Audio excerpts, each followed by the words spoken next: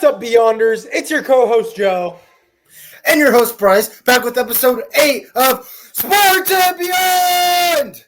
Let's go. All right. All right, Joe. So today, it's just me and Bryce again. That's what I would have said if it wasn't me and Bryce. Ladies and gentlemen, let me introduce you to my personal GOAT, the big OD Oscar Drummond, baby. What's man, going on, the guys? legend. Oscar. How's it going? Yeah, I mean, me and Oscar go way back to like 6th and 7th grade. Right. There's we, a lot we of were in the tech lab. We were live streaming back then. Exactly. We were doing the podcasting before the podcasting was really a thing. Bro, y'all were pre-gaming the podcast 8 years ago. We pre-gamed the pod, dude. Exactly. Okay, we got a few topics that we all picked out, all of us together. We're going to open it up with a little bit of football. Obviously, Joe and Oscar are wearing football jerseys right now. I'm wearing soccer. I'm more of a soccer guy, but I can talk about some football. First thing we're going to talk about, Joe's favorite team, the 49ers, yet again. Fortunately, they lost a guy. Joe, this is something that you're happy about, I assume? Very much so. Okay. Oscar? This move. I love this move. First of all, let's think of the logistics. Debo was not, and I repeat, not a good player this year for the Niners. Dropped so many passes he should have caught. Was super inconsistent. Only averaged 3.2 yards a carry. Every time we gave him the ball, felt like he went for 2 yards max. He was not a good player for the Niners. I was very angry watching him play. And we are giving him a hefty chunk of change, $28 million a year to drop footballs. So when I saw this trade, yeah, sure, we only traded for a 5th-round pick, which I think is low-key. We could have gotten more out of him. But we were going to release him anyway. And this clears up $20 million in cap space for the Niners so we could sign players like Dre Greenlaw. I think this is a good move.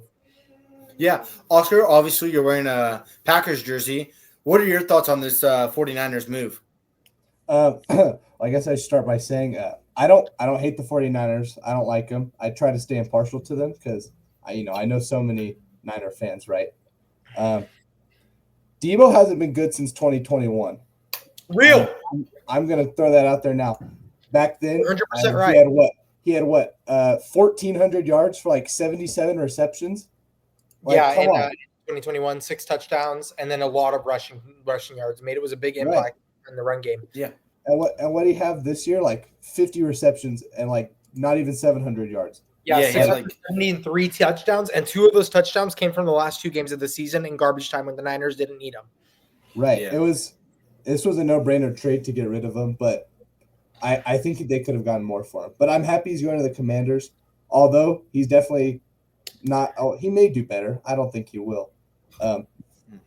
Although he's at a new team, he's getting older. I think he'll be able to do good for that young offense that the Commanders have.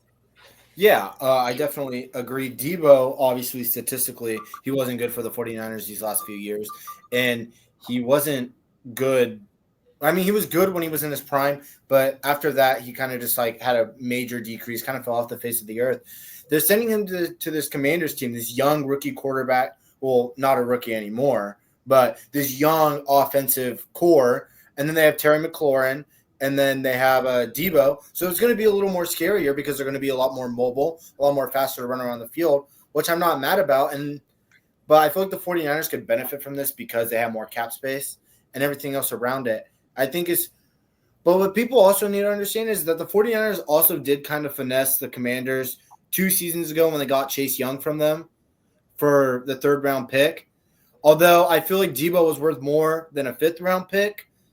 But at the end of the day, if the 49ers want to win, they want to win now, they need cap space. So I think that's their best move. Hopefully that Ricky Pearsall steps up in his spot. Obviously, Jawan Jennings, Ayuk coming off an injury. Man, sorry. Yeah. Had to sing which I saw the other day. I don't know how true it is, but Kyle Shanahan said that he would be willing to trade Brandon Ayuk, which I think I don't know how I feel about that, to be honest. But regarding the fifth round pick, I think as a Niners fan, Joe would know that the later on in the draft, the better the picks are for the 49ers. George Kittle, Dre Greenlaw, Fred Warner, all 8 round picks. Right. Like the Packers, they always suck in the first round. So, I mean, Niners do too. Trey Lance. But Javon. hey, the Packers got one thing right. They know how to draft quarterbacks. I mean, they've had Right. generational, basically. I mean, so early for Jordan Love, but it basically generational quarterback for the team, at least the Right. franchise, with Brett Favre and then Aaron Rodgers and now Jordan Love taking that spot. It's interesting. I want to see what the 49ers do with the third pick or the fifth round pick, sorry, if they trade it away with something else to move up in the draft, or if they decide to hopefully land on a backup spot that shines a light. Now, like you were saying, sending Brandon Ayuk away, they could do that, but they have to get an incredible asset back, and that's where people like we talked about last podcast, Cooper Kupp or Devontae Adams or maybe someone else. Like, hey, I mean, it's still early. Our next subject, if everyone's ready to move on, there is a wide receiver that could be on the trading block coming up in the tier 2. You guys ready to move on to the next segment? I just have one quick thing to say regarding Brandon Ayuk. Ayuk, he makes me mad because he was all offseason being like, I want my money. I want my money. He got his money, started dropping passes and playing like crap. However, we did give him that fat contract, and it would be nice to get it off our hands. I feel like they got to give him at least one more chance. He sucks this season. Trade him in the midseason. I do not care. I know he tore his ACL, but you can't be that inconsistent for $30 million a year and be dropping passes for $30 million a year. So, but I think them, like Bryce and Oscar both said, the Niners receiving corps in very good hands of Ricky P, Juwan Jennings, George Kittle, still got Ayuk, CMC. So that's just my take on that. There's one more man that could be on 49ers target list if they're able to land it. T. Higgins, he got franchise tagged. He's being tied down to this franchise, and it sucks to see him because he has a lot of potential. He's locked up in this franchise. It's interesting to see that the Bengals aren't going out and getting value off of him. Instead, they would rather let his contract dwindle and expire and get nothing out of him. What do you guys think? Well, I thought that the Packers, Oscar's team, were really going to go for T. Higgins because I personally think the Packers are one good wide receiver away from being Super Bowl contenders, if not Super Bowl winners, because we saw them. They were 10-7 this season. The only reason why they were that low of a record was because their division was very hard. They had the Lions and the Vikings in their division, and because they just had injuries towards the end of the season, especially in that Eagles game. I know the Eagles won the Super Bowl, but I'm a firm believer that if the Packers didn't lose Romeo Doubs, Jaden Reed, and Elton Jacobs in that game, they would have taken advantage of that rusty Eagles team, and the Eagles would have been out. But I think the Packers are one wide receiver away from being contenders, and I really thought he was going to be traded to the Packers. He still can be traded, but I'm surprised that the Bengals wanted to franchise tag him because I remember T. Higgins openly saying himself there's no way he was going to be a Bengal this upcoming season. Yeah. Oscar made gestures that he's locked in this cage. Oscar, were you a fan of him coming to Green Bay if he did? Oh, yeah, I was. I mean, he's a fantastic wide receiver, and I agree with Joe. I think he would have been the perfect piece of the Packers puzzle. At least we need a good wide receiver one. But I think if T. Higgins stuck there now, he at least has Joe Burrow. But the Bengals franchise, which honestly, this might be a crazy take, I think is the worst franchise in the league, staff-wise. That is a crazy take when the Browns exist. Yeah. Okay, fair. Or the Bears. The Bears. One of the worst. Right now, yeah. Front office wise, I'd say. Yeah, no, that's what I mean. Front office, yeah. They need to build a team around those two because I don't know. I saw the Instagram post today saying the franchise tag. I felt so bad for the guy because he did not want to be there. No. Yeah. And that's what makes me wonder too, is like obviously we know the potential of T. Higgins. We know how dominant he could be if the ball's thrown to him. Why does he want out of Cincinnati when this team has the potential to go and make this run? What do you think the problem is in the facility? Why do you think he wants out so badly? Well, I don't think there are many problems in the facility. I think he just wants out because he wants to be on a team where he's the main guy and getting the ball mainly, because you got to keep in mind that T. Higgins also shares the field with Joe Burrow and Chase Brown, who's actually been insane. And the big one, Jamar Chase. I mean, when people think of the Bengals offense, they think of Jamar and Joe Burrow. They really underlie T. Higgins, but T. Higgins is a dog. He's a very, very good receiver. You know, he's a very tall go up and get a guy. Like you throw him the ball, he'll catch it. He knows how to get open. This last season, he had 911 yards and 10 touchdowns. 911, he didn't hit 1,000, but he had 10 touchdowns, which is elite. His rookie year, he had 908 and 6 touchdowns. Then he had 1,006, 1,007. Last season, he was injured a bit. I know that because I picked him in fantasy. But he's a good, solid receiver, and I think he's just tired of being underlined by Jamar Chase. Okay.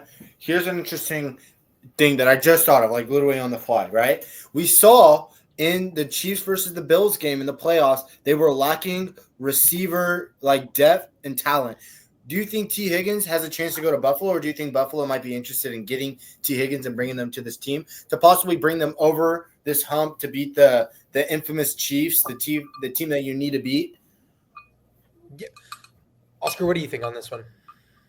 I don't know. I don't see the Bengals getting rid of T. Higgins at all. Like even in a trade, I think they're going to try to cling on to him, which I honestly don't know why. I feel like they could get a lot more value out. I don't want to go. I want to go back to your first question. I think their problem is their defense, not their offense. I mean, they were 25th in the NFL of points allowed. They were 25th in total yards allowed, and then 21st in passing yards allowed, and 19th in rushing yards allowed.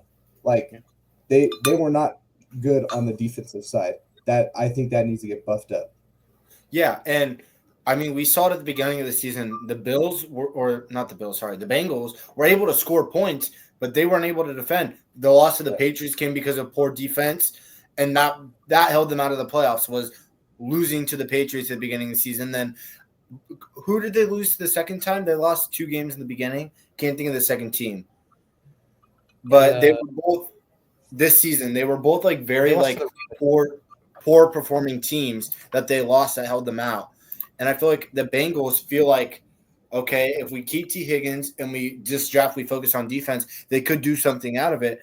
But if they get rid of T. Higgins now, I feel like it might benefit their franchise better because they'll get value off of him. But I feel like it's very selfish of the franchise to just like hold on to him and like keep him in Cincinnati. It sucks for him, and I feel bad. But sorry, let me turn off my D&D. You're good. I think that Oscar said that Higgins is going to stay. I could see that, especially since they franchise tagged him. And we got to keep in mind, franchise tagging is a lot of money. It takes the average of the top 5 most highest paid players at the position and averages that out. And that's how much you got to pay that player. So they're paying T. Higgins a pretty hefty amount. And if you're paying him that big of an amount, I don't think they want to keep him. But at the same time, they could look to trade him. But usually, when teams franchise tag players, they just want to keep him for another year so they can, negotiate a better deal or trade them away. I could see T. Higgins going to the Bills, like Bryce said, because the Bills still lack that true receiver that gets him over the edge. I thought that Amari Cooper would be that guy, but if you look at Amari Cooper's stats, they were not that appealing at all for the Bills this season. He didn't play really good. He was kind of inconsistent with it. But, it's whatever. But I think he'll go to the Bills. I would love to see him go to the Packers. I think the Bills and Packers are the top destination. If I were the Packers, I'd look to get T. Higgins on my team right now. Somewhere where I could also see, and I'm just thinking places where he could land that need a receiver, or like not even a receiver, but a receiver one. I feel like he could possibly go to the Saints too. I feel like he would do good in the Saints scheme. Obviously, they have Chris Olave there. Olave could play as a slot. He's a little bit smaller size of wide receiver. Throw him in the slot and then throw T. Higgins as a starting wide receiver one. That's a good place for him to go. He could go. I was thinking Seattle, but I feel like Seattle's kind of pointless because they have DK. But they might get rid of DK. Yeah.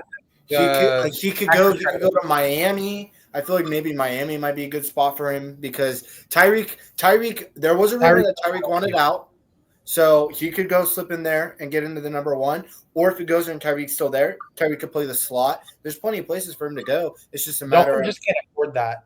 Yeah. Tyreek, Jalen Waddle, like they can't afford that. T. Higgins too. Although there is one team that we just recently found out does have a little more cap space because they did something very interesting. Moving on, Darius Slay Jr. getting released. Wow. That's Okay, this is a little crazy to me because you just won a Super Bowl off a team with an amazing defense, and Darius Slay was a big contributor to this. So it was just kind of random for them to release it. But something that I did remember was last year the Eagles did the exact same thing. They released Darius Slay, and then they signed him back to a cheaper contract. I don't think they're doing it this time around because no way they'd do this to him twice. And I think it's just because he's getting up there in age and the Eagles are running out of salary cap and they kind of want to keep their guys around so they can make another run at the Super Bowl. But I don't think this is a step in the right direction because Darius Slay has been elite for this Eagles team and has been part of the reason why they've been so successful. But another reason I could see why they're doing this is because they want Cooper DeJean and Quinion Mitchell to both start at the same time because they're both very, very good young players that could benefit the team in the regular season. Cooper DeJean's my GOAT, had that pick 6 in the Super Bowl. Quinion Mitchell's locked down. So this could just be them wanting to develop their younger players and save some cap space, but this confused me. It did confuse me. And like you said, last time they released him and signed him again. Why would they just release him and not get anything out of him? Obviously, he is up there in age, but teams do need someone that is an experienced veteran in this league on their defense. The Bills could use one. The Cincinnati Bengals could use one. There's a lot of teams that are struggling defensively that need this veteran to elevate their team. Obviously, you saw the Washington Commanders. They had a mediocre defense before last year, before they brought in some veterans like Bobby Wagner and a few other people to show this young defensive core how to play defense and how to develop as a team. So it's interesting to see the Eagles get rid of him and not even get anything out of him. You'd think that, okay, he's getting older. Maybe a team might go out there, throw maybe a 4th, a 5th round pick, something out there just to get him and release that tension on the salary cap. It's just, I'm confused because they did just win the Super Bowl. So it's not like he is the problem with their defense. It's just more of like they don't see a use in him, so they're just going to get rid of him and cut their losses. It's just, it sucks. Oscar, what do you think? Yeah, six-time Pro Bowler, right? I just think that's crazy. But I agree with Joe. I think it's a matter of age. But I don't think they're gonna let he is gonna let the Eagles pull one like they did last year. I think now that he's released, he's gonna see where he can get his bag and go. I agree. Yeah. I don't know. I kind of forgot where I was going with that. Oh, could you imagine him on the Bengals though? That'd be crazy. The Bengals have a young defense. Putting him on that defense not only would inspire that defense, I think it would elevate it to a whole new level. Just him alone. I think that if anything, he's going to go to a team that lacks that defensive quality. He could go to the Bengals. I like the Bengals as a landing spot. I feel like the Bills would be a good landing spot. The Bills need some defensive core too. They struggled against the Chiefs defensively. The Chiefs kind of walked all over them defensively. So there's a lot of teams that need defensive help. But my main place is Cincinnati. I feel like Cincinnati might have the salary cap if they get rid of not even get rid of it, but if they decide not to bring anybody in on the offseason. Other than Cincinnati, Oscar, where's your dream spot for Darius Slay? Well, I mean, I want him on the Packers, obviously. Not that the Packers' defense is bad. They're really good. It's just they need him, though. They could use him. I mean, Keyshawn Nixon, Valentine. I mean, you get an elite Darius Slay. I think that'd be really good. Alexander's on his way out, so Jair Alexander, Darius Slay for one season, though. That'd be good. We're gonna have to find a spot for to replace. But yeah, I don't know. It's got to go. I was thinking. Actually, I wrote it down. I could see him going to the Steelers. Ooh, yeah. The Steelers also need a little bit more corner depth. I could see that. I feel like the Steelers could really use it. Yeah. I feel like this is kind of crazy to say, but I feel like the Steelers are kind of like a team that people like sleep on, and it's not a bad thing. It's not a bad thing because the Steelers are really, really good at the beginning of the season, and then they fall off at the end.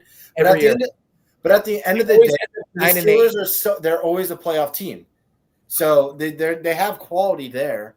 They just Mike Tomlin's never had a losing season in his career. But a lot of those are just like 9-8 missing the playoffs, or 9-8 or 10-7 getting in the first round and then losing, which is still good. It's great consistency, but like he's only won like one or two. I think Mike Tomlin's won 2 Super Bowls in his career. So if I'm remembering correctly, the Steelers defense wasn't that bad, but they definitely No. needed a corner. A corner was an at-need position for them, and I think Darius Slay could do that for him. Plus, they have, I think it was $60 million in cap space right now. That's plenty. That's plenty. That's more than enough to pay him. Yeah.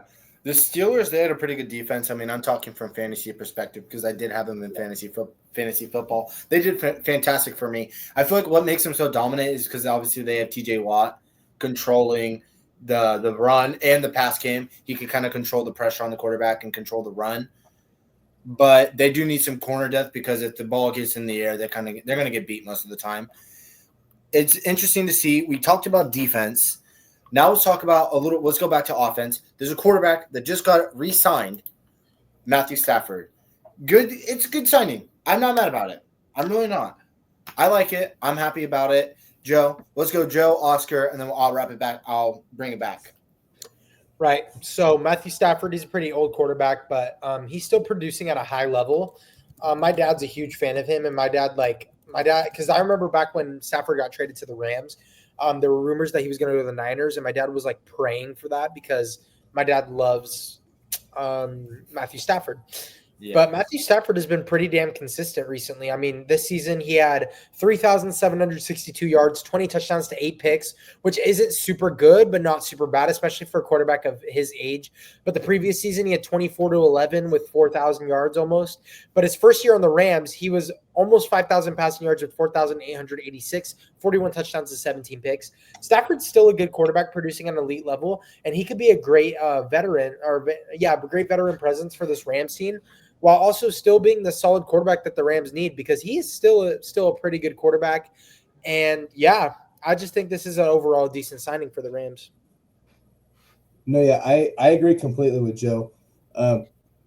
I think that they waited to re-sign him just to see, kind of get a feel for if anyone would try to get him. But, no, I think they wanted to keep him the whole time. It was just a matter of when they were going to do it. I think that Matt Stafford re-signing really threw a wrench in the works of a lot of other teams. Yeah, because there was a quarterback that was interested or was looking into going to the Rams. Oscar mentioned it pre-show, which I think is pretty interesting. But to bring this back to Matthew Stafford, he's been a consistent quarterback on the Rams. He's shown a little bit of quality in the Rams. The first year that he went to the Rams, he actually won the Super Bowl with them, which is very impressive, and it shows the quality that he brought to that team. Now, since that, they've been a pretty good team, I'd say a playoff team every year. Obviously, they had that run. I wouldn't say they had a super big run, but they did have a good run. They did play pretty well. They beat the Bucks, right? Am I wrong? No, they beat the Bucks. Yeah. Yeah, they did. In the Super Bowl, they beat the Bengals. No, but what I'm saying this year they beat the Bucks. Right?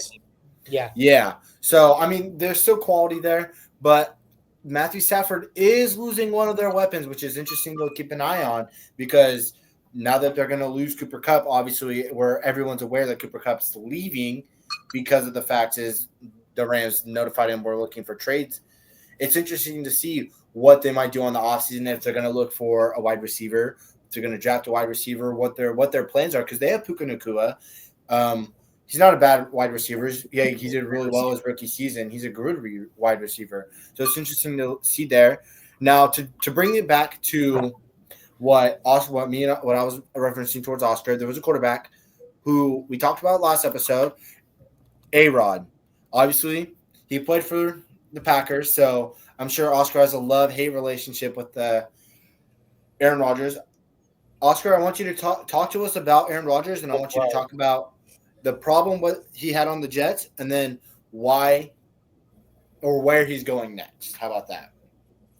Man, I loved Aaron Rodgers on the Packers. And then I got older and kind of realized he is a plague to the team he is on. His staff, they always butt heads. I thought it was originally just the Packers, but then he goes to the Jets and he does the same thing. And I think combined with his old age and that injury, his lack of mobility is absolutely diminished. He's just not good anymore. and it's time to retire, I think, for him. But I know he doesn't want to retire. He wanted to go to the Rams and bring Devontae Adams with him. That wasn't going to happen. No. Devontae loves him, but I don't think he wants to play with A-Rod anymore either. It's just a matter of where A-Rod's going to go next, which I think is going to end up being like the Giants or something. That's interesting. That's an interesting take.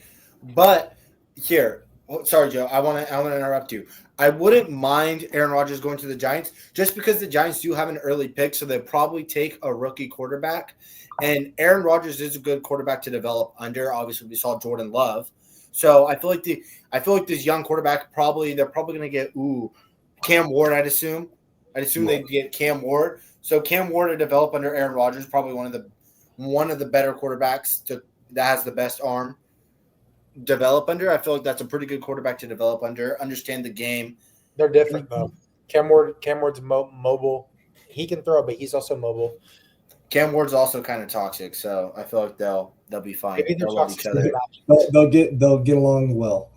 Yeah. My favorite. Okay, I'm sorry. I'm gonna go off topic. My favorite thing. I'll be doom scrolling through like TikTok and stuff. I'll see Cam Ward and Shador Sanders like doing warm ups and like arguing like brothers. It's the funniest thing in the world.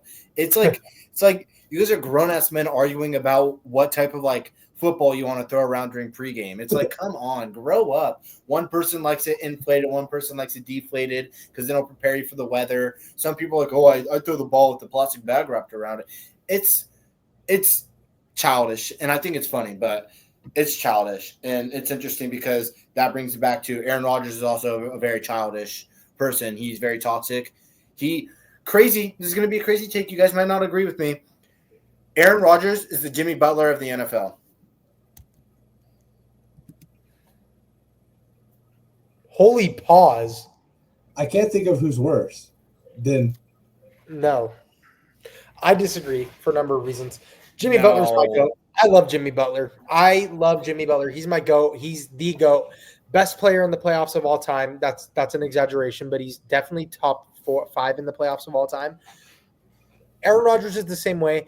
But Aaron Rodgers was overall just better than Jimmy Butler when he was playing in the league. I mean, Aaron Rodgers is the top 5 quarterback of all time, like it or not. Aaron Rodgers has 3 MVP awards. He's the most accurate quarterback in NFL history, in my opinion. Very accurate. I think that's a good comparison, like attitude-wise. But like greatness-wise, I don't think so because Jimmy Butler is great, but he's not like, whoa, like insane great, you know? But going back to what you guys said, so Oscar said he thinks he should retire and stuff like that. I think Aaron Rodgers got some left in the tank. I firmly believe that he still got it. This season he had 3,897 yards, 28 touchdowns to 11 picks, which is still decent especially for a 41-year-old quarterback. He can go to a team and be a great bridge quarterback. Now, I'm really hoping my dream destination for Aaron Rodgers is the San Francisco 49ers because he would be an amazing bridge quarterback for Brock Purdy. He could mentor him, teach him all he knows. And if Brock gets hurt because he has thumb issues, you got Aaron freaking Rodgers on your bench. He would fit the Niners system like a glove. He would fit him beautifully. I think he'd be really good. Another dream destination, I think it would be really funny if he were to go to the Vikings, just like Brett Favre did. Packers, Jets, Vikings would be so funny. And I think he'd be good for the Vikings realistically because whether they decide to keep Darnold or not, Aaron Rodgers can be a great role model under Darnold. And I just think overall, like, what's the loss in this situation? Aaron Rodgers still wants to play and no team wants him. But because of that, he's going to want to sign for cheap. Like, he's not going to want a huge contract. He's going to want like the average for a backup quarterback in the league because he just wants to play. What about the Raiders, Joe? What do you think about the Raiders? Dude, Aaron Rodgers could be a Raider because the Raiders have literally nobody at quarterback. I know Gardner Minshew or Aiden McConnell. Which one would you rather have? I was gonna say, okay, which one would I rather have? I'd rather have Money Minshew. And Raiders fans may disagree with me, but he's money. He's Minshew mania, and he is money. AOC is decent, but he's only a good bridge quarterback, and he fumbles the football a whole lot. Yeah, that guy's middle name is Fumble, and I don't think he's that really crazy at the game. Or Joe, send him to the Tennessee Titans. They're going to get a young quarterback, probably Shador Sanders, most likely. So maybe to help develop Shador. I think Raiders is a possibility.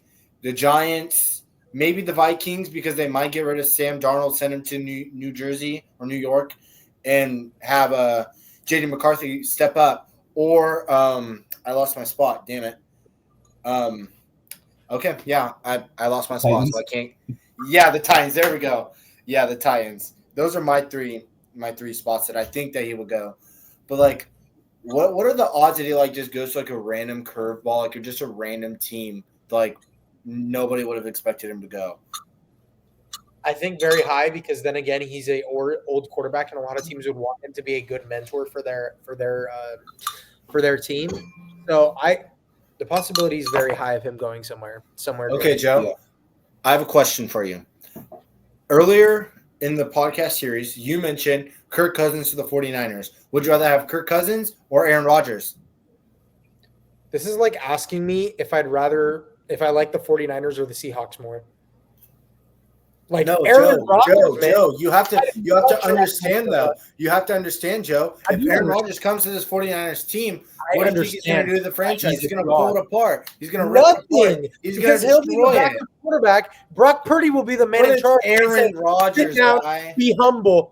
Boom. No, but the real question Aaron is Rodgers wants to have the canvas because Aaron on, and he Rodgers wants is to be not the that man. toxic of a quarterback. Aaron He's Rodgers not- wants but he's not that bad of a toxic quarterback. Yeah. He will do more good than bad for the Niners organization. I And if disagree. it's just one word, I if it's disagree. an old man, if I it's a disagree. 41-year-old man, 41-year-old backup quarterback telling the coach, "Yo, you suck. I want this guy." Cut him. Cut him. Simple as that. You still have to pay out his Simple as contract, that. though. You still have to pay out his contract. Yeah, Because what that- contract is he gonna want? Like I said, he's do not the price tags come with them? He's not going to want an Yes. expensive contract. yes, Yeah, Nobody then wants I'm taking A-Rod too. I'm taking Aaron What? Rodgers all day, every day I'm of the taking week. A-Rod too. A-Rod. Especially, no. Which He's a great when you quarterback. do because But what Aaron the Rodgers is better. ATL Atlanta is probably going to reconstruct Kirk Cousins' contract and send him away because no one wants to take on that contract. So I'm And telling you, this nobody's going to offseason, want to sign him, so he's going they're to want going to reconstruct his contract to make him cheaper, and then they're going to send him away. want for to like a sign fifth- him. So that means cheaper contract. Joe, No literally suitors. earlier. Oh, Joe, No literally contract. earlier, suitors. No five- contract. 4 or Say it 5 with me. episodes ago, No you said that suitors. you wouldn't mind No Kirk suitors. Cousins coming to the 49ers. No contract. No No. suitors. No contract. No suitors. Joe, oh my, Joe, you said like 5 to 6 episodes ago, and I know Oscar watched that episode where you said you would like Kirk Cousins to go to the 49ers. That's So true. don't I you watched dare it. turn But your that back was on me before. and say that That I'm was done asking that before. question. Because That was before the Jets. No, I never no. said I didn't want Kirk Cousins to be a Niner. I said that before Aaron Rodgers was not going to be a Jet anymore. But now that he's not going to be a Jet anymore, I would gladly take either of them. But I'd rather have Aaron Rodgers any day of the week. I wouldn't. Sorry. I would. Aaron Rodgers is gone. He's lost. Is it going to be a 1-year contract for Aaron Rodgers? Yes. Then he can't do that much damage to the franchise in 1 year. Especially, You never know. You never know. Boom. Look what he did with the Jets. He didn't play the first year. He was Probably still because part he of got the his Achilles so- torn. But he didn't play, so they didn't do anything for him. Because he got his Achilles torn. What do you Okay. want him to do? Walk out there on crutches? Yeah. Yeah. That'd be cool. That'd be aura. Yeah. That would be aura. Aura. Okay. I would After love that to heated debate, we talked about the 49ers. We just got in a huge argument. Cooper Kupp traded the 49ers. Is down the drain now that Deebo Samuel's gone. I wanted this to happen because, man, y'all remember what I said last episode about white men can't jump and how Cooper Kupp's the white guy and Debo's the black guy? Yeah, and you almost got us Yes. canceled because you were being Almost got us racist. canceled. You're being It's like racist. comparing apples to apples. It's like an Oreo cookie versus an Oreo golden. Like it's the same thing, same good taste. Okay, Joe, Oh, you're gonna get great us canceled. Oh my god! Both Why do you great keep players. comparing white to black, He's Joe? just slightly older and wants less money. So this would have been a great move. And I thought the Niners should have traded Debo to the Rams for Cooper Kupp for swap. But that won't happen anymore. So Cooper Kupp is going to head elsewhere. It's just a matter of where is he going to go. I think he could go to the Bills, or the Packers, low key. But what do you guys think? The Jets. You think? Ooh, okay. With Devontae gone, I think he could definitely be a Jet. Yeah, True. Devontae. I think Devontae might come to the 49ers. I'm telling you, full circle moment. Grew up in California, played in California. He's going to end his career in California. I think Devontae is going to go back to the Packers. No. Dude, he should go back no to the way in Packers. hell. He wants to go back to the Packers. Listen, he was only good on the Packers. He was good for 2 years in the Raiders, but then he started sucking, and he wasn't that good this season. He goes back to the Packers because that talent's still in him. His career is revived, guaranteed. Put him back on the Packers. Okay, I want to add something. If you really paid attention to what Davante Adams has been doing in his career recently, he got the Packers took a chance on him, and they showed him who he could be. And I feel like he has a lot of love for the city and for the team. But he left that team to be happy and play with his teammate. He wants to enjoy football while it lasts. So we went to go play with Derek Carr, his brother, his friend, his man. And then he went back to New York to play with Aaron Rodgers, the guy that showed him love earlier. So why not finish his career at the place where it all started, in San Francisco? Not exactly in San Francisco, but the Niners don't have money. And where it all started. We don't have money. That's the problem. Right. Like, I mean, we just got rid of Debo, but I want to use that money to I think the Niners should use that Debo money to re-sign Dre Greenlaw because he is part of the heart and soul. Part of the reason why the Niners defense wasn't that good this year was because, like you said, first of all, the coordinator was stupid, and Dre Greenlaw wasn't there. So with Saleh back, they need to re-sign Dre Greenlaw with Saleh back. I think that would make you guys a lethal defense. Yes, if we get Dre back, it's a lethal defense again. Right. Just as of right now, no. The dream scenario for the 49ers was sending Deebo Samuel to the Jets and getting Davante Adams in return. And maybe sending a few picks over there too. But now that that's not happening, that also asks the question, is Davante Adams even looking to come to the 49ers now that we don't have any assets to give to the Jets? Yeah, I mean, like I said, I would love to have Davante Adams, but at the end of the day, I don't really care if he doesn't go to us because we should use that money on other receivers, and I firmly believe in the Niners' current receiving core. I mean, Juwan Jennings was a dog, had 975 yards, 5 touchdowns, would have had 1,000 yards if he didn't get into a fight in the last game, but he was a dog, and he missed like 3 games this season, so he was a dog. George Kittle, best head in the league, hands down. Brock Bowers is close, but I think Kittle is still better for now, especially since in the blocking game. You got Christian McCaffrey. I mean, he hopefully he's healthy. If he's healthy, you got Christian McCaffrey. And you got Brandon Ayuk, who, if he can unlock what he was last year, that would be great. Some solid players in that core, and I think Davante would elevate that core, but I just don't think it's a necessary move, and the Niners should use that money on other necessary positions. Okay, yeah. That's interesting. Go ahead, Oscar. I think I was talking to this with my grandfather, who's a diehard Niners fan like Joe here. Shout out Avu Oscar. No, my other one. Oh, shout out Avu Severa. But he said, and I agreed with him, that Jordan Mason and Christian McCaffrey combined could make a Jahmyr Gibbs and Montgomery, but better. I agree. I think right. Also, Isaac Guerrero was pretty good too. I mean, people need to realize Isaac Guerrero was really good. I mean, the question is because Debo played a little bit of a slot too. So, do you think you could throw like Guerrero or Jordan Mason? Ricky P.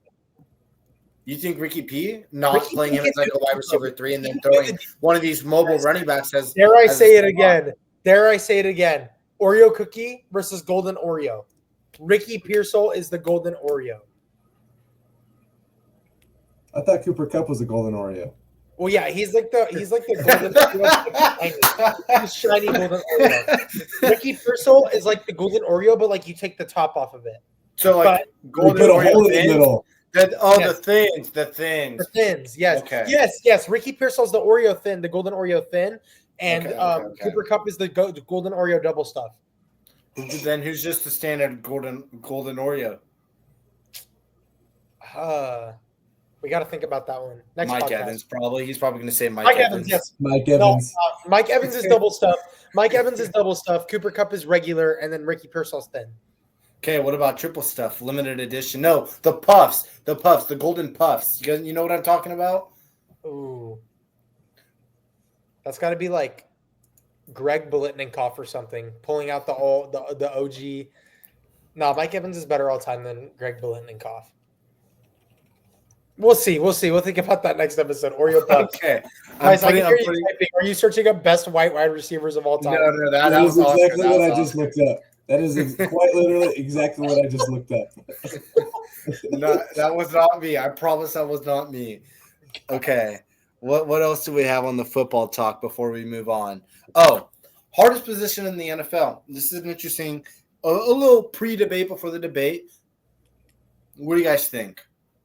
Well, in my opinion, it's definitely cornerback, not quarterback. Corner. Because you mess up one little mistake, you take the one wrong step, boom, receiver cooks you, the whole team blames you. It's so easy to get blamed, and you need to be athletic for that. You need to catch up with the league's most athletic receivers. Like, imagine guarding Tyreek Hill or Justin Jefferson or, like somebody. DK Metcalf, yeah. Super physical. Yeah. Physical and fast. And it's really easy to screw up your position. So corners need to be not only like great in like physical traits, but they need to be great in their IQ too, knowing what to do in various scenarios. Here's a crazy take, right? I know we're talking about crazy hardest position in the NFL. I think that Travis Hunter lacks the physical ability to be a corner in this league. And I think that's why he has more of a chance to be a wide receiver than a corner. I think he's a better corner, but that's college-wise. So we'll see how he transitions to the NFL. But he always has to lean on.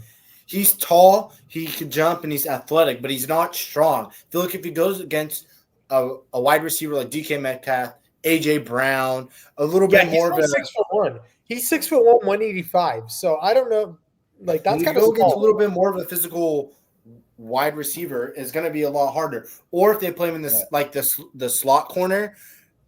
I mean, maybe he might have a little bit more of a chance. No, he'd be a good slot corner. Yeah, it's just interesting to see. Now, I don't want to be vanilla. I don't want to say corner. I don't want to jump on this train. All right, whatever. I'm gonna be different. You're gonna hate me, but I feel like linebacker might be pretty hard to play too. No, yeah, because you kind of have to be the field general. I could see that. Yeah, and linebacker is a very important position, and we saw in the 49ers versus the Rams when we had Dre Greenlaw and Fred Warner, when both of them were in doing their job, they were very dominant on the field. As soon as you take one away and you only have one really good high-quality linebacker, you're kind of screwed. So I feel like linebackers is you need that field general, like Joe said, to control the field. They need to know how to play zone. They need to know how to play man. They need to know how to blitz. They need to be fast. They need to jump high. I mean, it's a very demanding position in the NFL. So I feel like that's an interesting way to look at it too. Obviously, Joe said corner, but corner, like skill-wise, I feel like is a lot harder to play. But I feel like linebackers do a lot more of what corners do, like a more like faster, more like I don't know how to say it, but they need to cut off the run. They need to cut off the pass. They need to learn how to blitz. They need to do like all these other things where like the corner is like don't get cooked by your wide receiver, basically. I feel like that's their main job. Yeah. I think you guys probably picked the two hardest. I'm gonna not agree with you guys just for the sake of the pod. I'm gonna say center. I'm gonna say the center. Center. Ooh. Low key. He's right. Because you command that line. Kind of like how the linebacker controls the defense. The center is the one telling the lineman what to do. Essentially. Snap count and all that. Yeah. Right. And you have to go down from on the ground. Well, obviously they all do, but you have to snap the ball and get up as fast as you can. And now you only have one hand to start with. with. Block like a 300-pound man running at you full speed. Exactly. I think, I don't know. I think you have to bring up a great point. Yeah. If I may, low key, okay, I'm going to touch on. We have to say quarterback because quarterback is a hard position to play. Right. I mean, you make one mistake, the team's going to blame you. Like at the end of the day, if you're leading a game-winning drive and you throw a pick, the fans are going to blame you. All the blame put on the quarterback. Yeah, Brock Purdy would not do that, bud. He's done it like one time, and that was against the. You said he wouldn't do it, and then you just gave an example when he did it. He did. That's the thing about Brock Purdy. He does something one time, and everybody's like, "Oh my god!" And then other quarterbacks do it, and everybody's like, "Okay." Brock Purdy did it one time, and it was against the Vikings in 2023. Yes, 2023 when he threw a pick and it was tipped in the air by Andrew Bynum. Against the Rams this year too. Against the Vikings. Okay. You did it against the Rams this year too. Yes. Okay, yeah, but that's two games. Where it's probably more. You just went from 0 to 1 to 2. Exactly, because mistakes happen. People are not perfect. But anyway, moving into this, before Bryce just started to run his little grimy little mouth, quarterback is a hard position because the blame will always be placed on you. But hot take, we're forgetting about kicker. The pressure of being a kicker when the game's on the line and you need to nail a 60-yard kick for your team to move on in the playoffs. Imagine the immense amount of pressure they get. Because if you miss, your fans hate you. You're a terrorist if you miss. Everybody hates you if you miss. The whole league hates you. It's so pressuring to be a kicker in the NFL because the game is on the line and everybody's counting on you. You know what? Hey, if we're just going to name random positions, then hell, give me freaking punter, Joe. Come on, man. Grow up. Punter is hard, though. Okay, no, but be real. Punter is really hard. But, no, I agree with Joe. Being a 49ers fan, I see exactly why he said kicker. Jake Moody! And Anders Carlson. Good riddance to that guy. Shout out Niners. No, Anders Carlson. I hate him. Luckily, the Packers learned how to get a new kicker. He's a Packers fan because he missed 2 field goals in the playoffs against the Niners. Then he went to the Niners and nailed every single kick in the next season. Yeah, so I hate he's a Niners fan. I hate this guy. For sure. Okay. And to go back, I was joking about the punter thing. Punters are actually pretty skilled. Shout out Pat McAfee, my favorite punter of all time, just because he has a podcast. Only reason why I don't like Pat McAfee other than the fact that he's pretty awesome. We want to be Pat McAfee. The goal of this podcast is to be like the McAfee show. It's a crazy goal, but we need a studio. Yeah. Okay. We're gonna talk about NBA, and then we're gonna go to our draft, and then we can wrap it up. NBA all-time failed super teams. Interesting little talk. Let's get a hold of it. Joe, I want you to start. All right. So the first thing that comes to my mind when I think of NBA failed super teams are actually 2 teams from the same franchise. One of them being a couple years ago in I think it was 2020 Nets with Kevin Durant, James Harden, and Kyrie Irving. 3 stars. They only played a total of 16 games together through 3 years, and they were 13-3 in those games. So if that team just wasn't injured, and if Kyrie didn't go crazy during COVID, to be fair, it was kind of part of his religion, but at the same time, if he just didn't go crazy during COVID, and if James Harden didn't mysteriously get fat, then get traded and drop all his weight, this team would have been really good.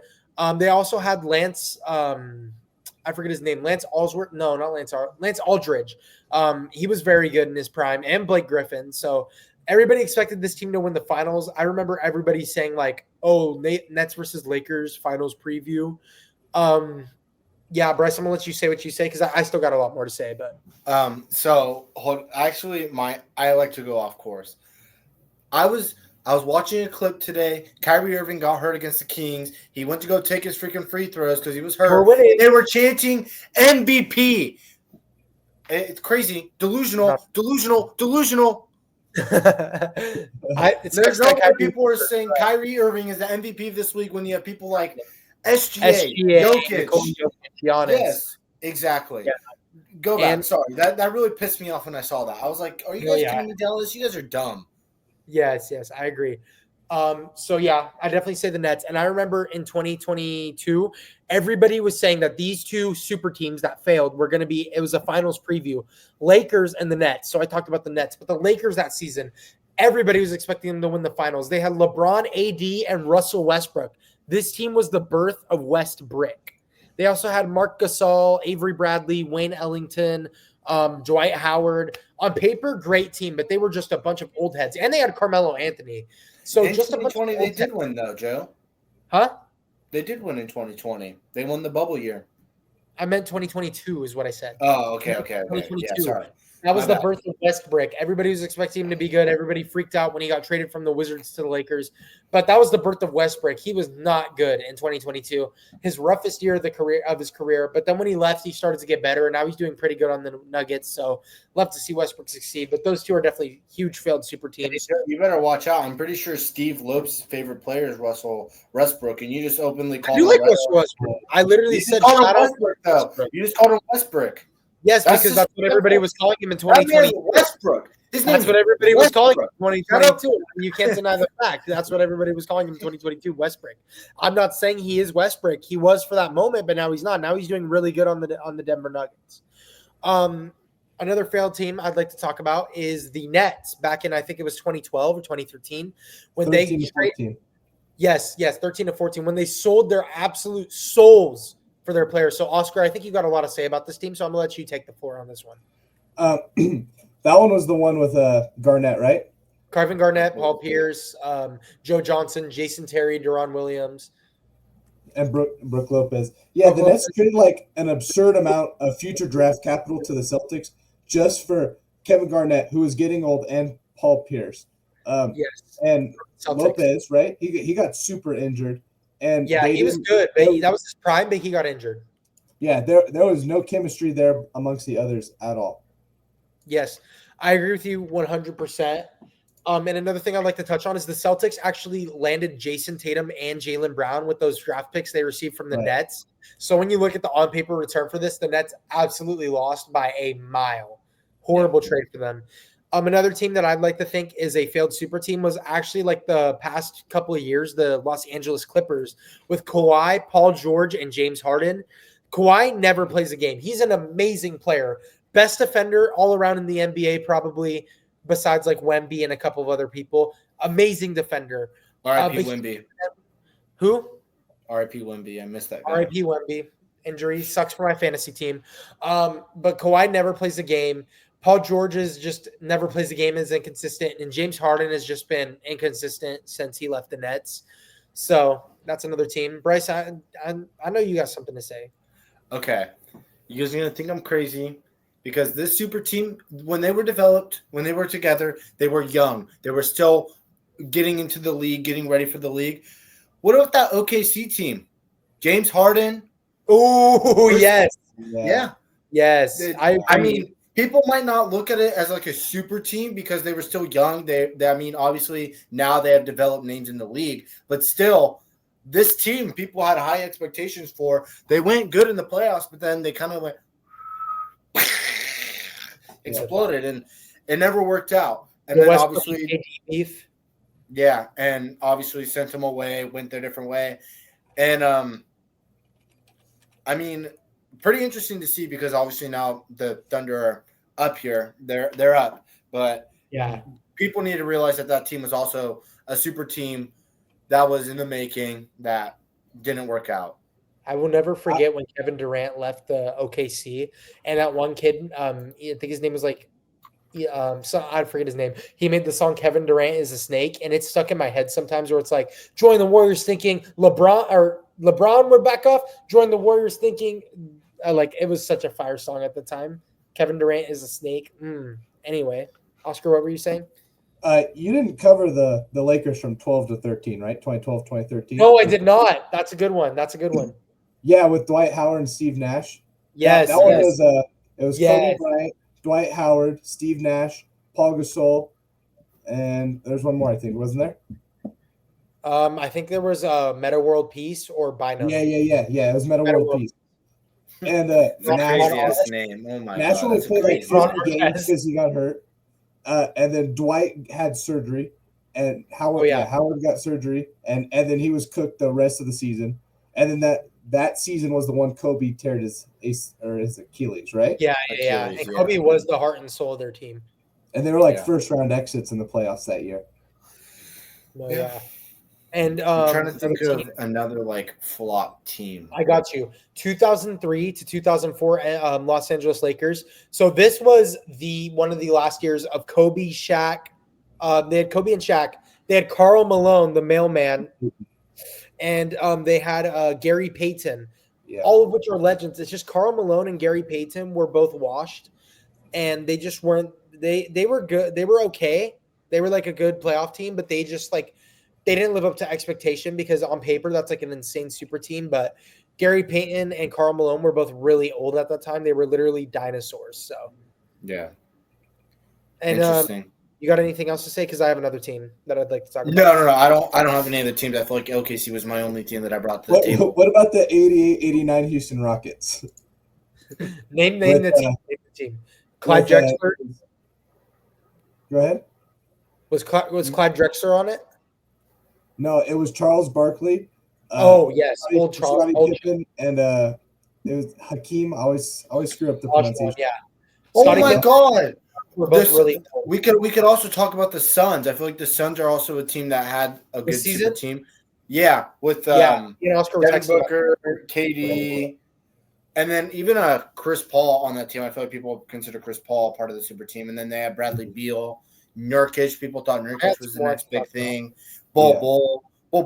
Yeah, Nurkic got traded. Nurkic is on the Hornets now. yeah, but previously there was times where people were like, "Oh, the Suns are going to be a real deal." They haven't been a real deal since they put against the Bucks. Oh, they're not even above 500 right now. So yeah.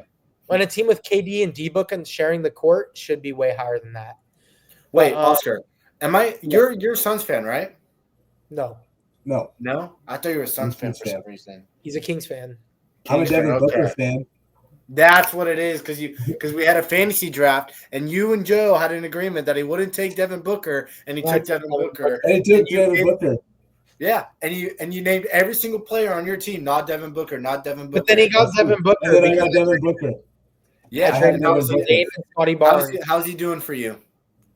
In fantasy, not bad. Yeah. I mean, he's really hit or miss, honestly. It's either like he drops 11 points or he drops 30 points. I got my karma because Wemby got hurt. So yeah. But I'm still 15-4. Bryce just beat me. Still 15-4, second in the league. I should be first, but I'm fourth in the league. I'm playing against Oscar. He's number 3 in the league. I'm going to beat him this week. I know I'm going to beat him this week because all my players are going to have big weeks. I'm telling you right now. You're projected to lose by like a lot.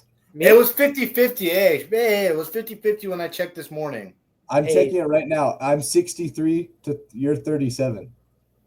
You're right. What was I going to say? Okay, let's see. Well, because Scoot Henderson and Amon Thompson's hurt. That's why. Yeah, it is. Yeah. Okay. Sorry. Oh, and Domas. How my team fucking hurt? Sorry. I got 2 more teams to talk about. Okay. We got the 2017 to 2018 OKC, another OKC failed team. This one was the one with Paul George, Chris Paul, and Carmelo Anthony. Everybody expected them to be good, but they just didn't work out together. Not Chris Paul. Paul George, Carmelo Anthony, and Westbrook. Wait, I was so wrong. Paul George, Carmelo, and Westbrook. But the team didn't end up super good because they just had chemistry issues, and Carmelo was getting old, and Carmelo did not like his time on the Thunder. One last team I'd like to talk about is the which one was it? This team wasn't really failed, but this team should have won a ring. It was the Lob City Clippers. They were fun to watch, really fun to watch. But it's just Doc Rivers is the worst NBA coach, one of the worst NBA coaches ever. Overrated as heck. Can't even get past the second round.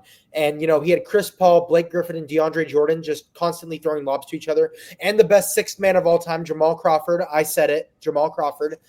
And they just couldn't, get it past the second round. So, yeah. I was kind of looking, I don't know, but obviously super teams like three or more like superstars, but I feel like right now, like maybe the Jazz, like 2021 Jazz with Donovan Mitchell and Rudy Gobert, when they were both like really dominant at the time on the Jazz. Yeah. That's an interesting team to look at. And then Mike Conley, who was old but decent. Yeah. So I mean, they didn't have Laurie yet. They didn't have Laurie. That was, I think he went there a year or two after from Chicago. Yeah. Did you talk about the Timberwolves with Jimmy Buckets? No. No, I did not. Yeah, when he got traded there, right? And then with Karl Anthony Towns and Andrew Wiggins. I mean, we could also talk about the more recent Timberwolves with Rudy Gobert, Anthony Edwards, and Cat. I feel like that was kind of a super team. They failed. No, that team was good last year. They went into the Western Conference Finals. Maybe should have made the finals. But the Timberwolves screwed themselves over by trading their franchise player for Julius Randle. Like, that was just a dumb move on their part. Wait, do you think that Cat is more of a franchise player than Anthony Edwards? At the time, they were both franchise players. But at the time, Cat has been there for like 10 years, and Cat was the face of the franchise. But now it's Anthony Edwards' team, but still, that was a bad trade. Mm-hmm. That's interesting. Okay. Any other super teams anyone can think of, or do you guys want to move on to a few other things. Obviously, we have 3 Kings fans here, so there's one Kings topic that we have to talk about. Domas out with an injury. It sucks. It hurts. Yes. Everyone. Hey, we played without him tonight, and we won 122-98. Today is February March 3rd. March 3rd, yeah. We won tonight without him. Jonas Valanciunas, I love that trade because Valanciunas is an amazing center off the bench. He can grab boards. He can shoot. Amazing player. Although it sucks that Domas is out for a week, I think the Kings, they've been on a bit of a win streak recently, and I think this will continue without Domantas for a week, and I think we can overall recover from this. Yeah. Oscar, you want to go? I mean, I think Joe pretty much summed that up all perfectly. Yeah. I feel like it sucks that he's gone, but I feel like everyone that we brought in on the, before the trade deadline is kind of stepping up doing their things. Right, Although, yeah. To go away from Domas, I have a question for Joe because he was super hyped when the signing was announced. Markelle Fultz, are you happy with what he's been doing on the team, or are you a little like underwhelmed? How do you feel? I love Markelle. Okay. His defense is so good. He's a great shooter. He can play defense. Great signing. Okay. That wraps up the Domas injury. It sucks. At the end of the day, it's a week. Thankfully, it's only a week and it's not longer. It looked pretty bad when he got hurt, but it's only a week. So that's the bright side. Now, there is another bright side on the team that has been producing pretty well. And Joe, I feel like you have to – only Joe could talk about this one. I'm going to put Oscar and I away. Well, here I am again by myself. You guys remember a couple episodes back where I said Zach LaVine is not a good basketball player and has horrible shot IQ. Well, this is my formal apology to Zach LaVine. Zach LaVine, the way you elevate the game of basketball, it's just so inspiring. Like, Zach LaVine, I'm so sorry for everything I said about you. You can shoot the three. You dropped 42 points. You just needed a few games to get figured out, you know? Boy, oh boy, where do I even begin? Zach LaVine, honey, my Pookie Bear, I have loved you ever since I first laid my eyes on you. The way you drive into the paint and strike fear into your enemy's eyes, your silky smooth touch around the rim, and that gorgeous jump shot. I would do anything for you. Okay, Joe, we're gonna interrupt you here. I would never want you retire. You had a rough childhood, but you never gave up hope. You are even amazing off the court. You're a great husband and father. One day you will retire. I would sacrifice my own life if it meant I could put a smile on your beautiful face. You've given me so much joy and heartbreak over the years. I remember when you first left Minnesota. It was like my heart got broken into a million pieces, but a tear still fell from my right eye when I watched you win your first All-Star game in Chicago, because deep down, my dunk contest in Minnesota, because deep down, my glorious king deserved it. I just wanted you to return home. Then alas, you did. My sweet baby boy came to the Kings in 2025, and I rejoiced. And you said, Sacramento, this is for you. Not only have you changed the game of basketball and the world forever, but you've eternally changed my world. And now you're getting a little older, but you're still the GOAT. My GOAT. I love you, Pookie Bear. My glorious king, Zach LaVine. I have a feeling that that was for someone else, and you changed. No, I can't. That was straight from the heart. Zach LaVine, I'm sorry for what I did. You can shoot the three like the beam. Joe, did you write that, or I wrote that. Someone else write it for you? I totally. Or by someone else, I mean an AI. No, I totally wrote that. Are you sure? Yes. Because why'd you say my husband and the father of my kids? Yeah, you did. He's not my husband. But you said that. Do you wish he was after his performance? I said he's a good husband, maybe. He dropped 42, pretty good performance. He's getting his groove with the Kings, and you know what? I just jumped on the hate train a little too early, so shout out Zach Joe, LaVine. Can you tell everyone who was right about just letting Zach LaVine get adjusted to Sacramento and getting used to the style of play? Who told you to? Who told you to wait it out and just give him a chance? Bryce did. Bryce told me multiple times, and I didn't Yeah, believe it. thank you. I think Joe was They just Zach was just Levine was my grieving. favorite player. Yeah, But, Joe was just grieving. Okay, so now that you got that out of the way, you apologized. I think he forgives you. We haven't talked about him in a while. Keon Ellis. How you guys feeling about him? My goat. My goat. He can shoot the three. He can play amazing defense. I love Keon Ellis. Yeah. Keon Ellis had that big game against the Pelicans. I don't know if we talked about it, but he had that big game against the Pelicans in the first quarter, scoring 24 points. Fell off in the second half. Sorry, not the first. He quarter, just didn't the get first that much half. playing time.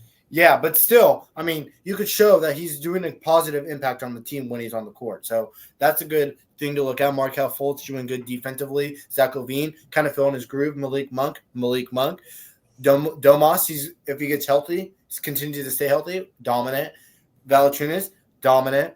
We also have to remember Doug McDermott coming off the bench. We still have Jay Crowder coming off the bench. There's a lot of people on there that might not consistently.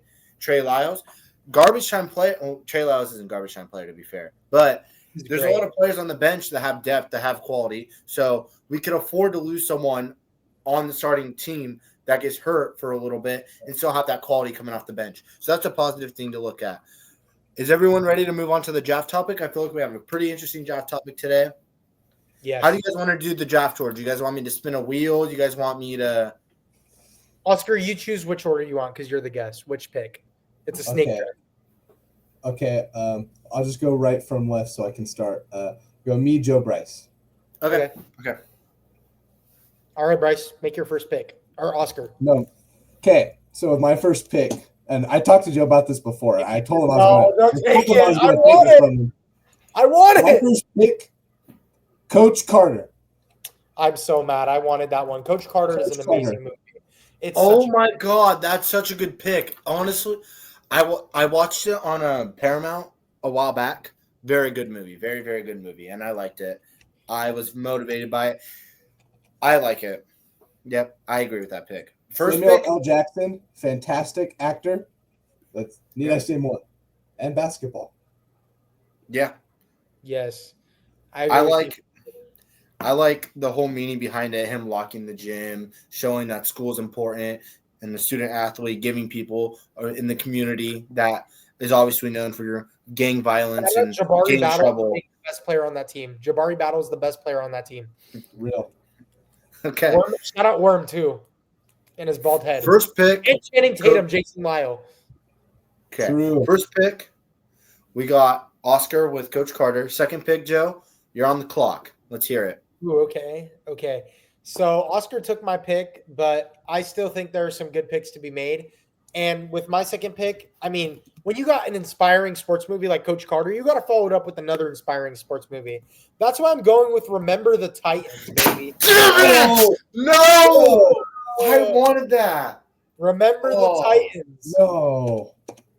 Oh, man. There's still a good one that I'm waiting for. There's a great one I'm waiting for. I love Remember the Titans. Very good movie. So good. I have two movies. One might be a little bit overrated, but I feel like it shouldn't drop in the draft. I feel like it needs to be talked about because it's a dominant movie. First pick in the first round, I'm just going to go with the classic. Give me The Blind Side. Oh, okay, that's a good one. But I just don't think that's up there with. See, but like if I didn't get it now, I feel like a lethal number 2. Yeah. You gotta make a good pick right now. See, now I'm on the spot because I didn't take notes. I'm going off the dome. Okay. Me too. So The Blind Side, I got The Blind Side. I feel like there's another sports movie that I have in my mind. Oh, you guys might think I'm dumb here, but give me Radio. No, that was on my list, bro. You sniped me. Yeah, I like Radio. Radio's a good movie. That movie's good. My next pick, I don't know if I'll win it, but I feel pretty confident with it. Yeah, no. But when it comes back to me, I feel pretty confident. You know what? A movie that y'all let slip to my grimy little fingers? What's that? Adam Sandler's in this one. The Water Boy. Come on. No. Dude, that was going to be my pick, bro. What's next? Happy Gilmore? Come on. Waterboy was tough, bro. What do you mean? Why are you hating on the Waterboy? That was such a good movie. The Waterboy is so good. I was gonna pick the Waterboy next if he didn't. Waterboy is a great That's movie, crazy. bro. That's actually pretty crazy. I mean, it's not a bad movie. I'm not shitting on it, but I'm like, in movies where like sports movies are mainly like moving, I feel like that's more of a lighting the mood, laughing, kind of joyful. So I don't blame you on the pick. Interesting pick though. I thought you would go a little more sentimental. You gotta have your fair balance. Yeah. Okay. Oscar, you're on the clock. I gave myself a personal challenge to not do any football movies after he picked the Waterboy. I'm gonna change it up. I'm gonna go baseball movie, Field of Dreams. Ooh, okay. Oh my god, my heart just. Oh my god, my heart. Field of Dreams. Okay. If you can you dream it, want to you do can 3 or build it. 5? I feel like we should do 5. I feel like we could do 5. Yeah. We can do 5. All right. Then with my next pick, another baseball movie, The Sandlot. Oh, okay. I love The Sandlot. Okay. I wasn't going to take it, but I thought about it last second. But I'm really hoping Bryce doesn't take the one I want right now. Okay. There's 2 I want. You see, you guys talked about baseball. My heart dropped. I'm going to admit, I haven't watched the movie Oh, I know what personally, you're going to say. but the heart of the movie, the meaning behind it, special place in my heart. I actually have the copy right here. I'm going to watch it as soon as I have the chance. Moneyball. Okay, I thought he was going to go with another baseball movie that I was thinking of. Okay. Moneyball's a movie. I feel like, okay, so I got football, got 2 footballs, I got 1 baseball. You know what? I texted Joe about it. Now, this is, some people might not say it's a sport, okay? And I don't blame them, but it's show and tell over here. Give me cars. I'm showing the cars. Yeah. Oh, Bryce and I are. Shoot, me and Oscar actually talked about this. Yeah, some people might say NASCAR's a sport, so I feel like cars is a pretty solid pick there. I don't think it compares to these movies because I don't think it just fits in that same department. But you do you, man. I didn't get my third pick. I was realizing that you didn't get your 2-way round? You're right. I did not get my 2 from around. Okay. You want to just give me 3 or do my? Yeah, you could take 3. You can take 3. Yeah, you take 3. All right. So I'm going to go with. Okay, there were a couple movies I was looking at, but you know what? Now that I reevaluate this more, can we do 6? Sure. We could keep going until we all run out. Okay. Wait, run out? I've been this for a long time. I'm going to go with the movie I kept talking about when comparing Debo and Cooper Kupp. White men can't jump, baby. White men can't jump. That's such a good movie. That's such a good movie. You know, okay. I have a few good picks. Go ahead. Sorry. Go ahead, Oscar. You get 3 picks here. So for my first of 3, I'm going back on my own challenge, and I'm going to say The Longest Yard. Oh, why did that? I just saw that. Oh my god! No. Oh, okay. I completely forgot about it. I would have picked that with my last pick. I would have so picked that with my last pick. Shoot. All right. For my second, don't take him. I'm gonna pick Rocky. Oh. We're boxing. We're getting cooked, bro. That's such a good movie. That's a solid lineup. Yeah, that's a great. I don't know. And then this will make number 5, right? 5 out of 6. Yeah. Or we could go to 10 if you guys want. I don't care. Let's see where 6 takes us. Yeah. Let's do McFarlane USA. Okay. Oh, interesting. I haven't seen that movie. I really like that movie. Really? No, I haven't actually. That's a surprising movie. Oh, Bryce has a legendary lineup. I won't lie. Or Oscar has a legendary lineup. Yeah, he does. So with my next pick, I'm going to go with another legendary football movie. Give me Varsity Blues. That movie was so tough.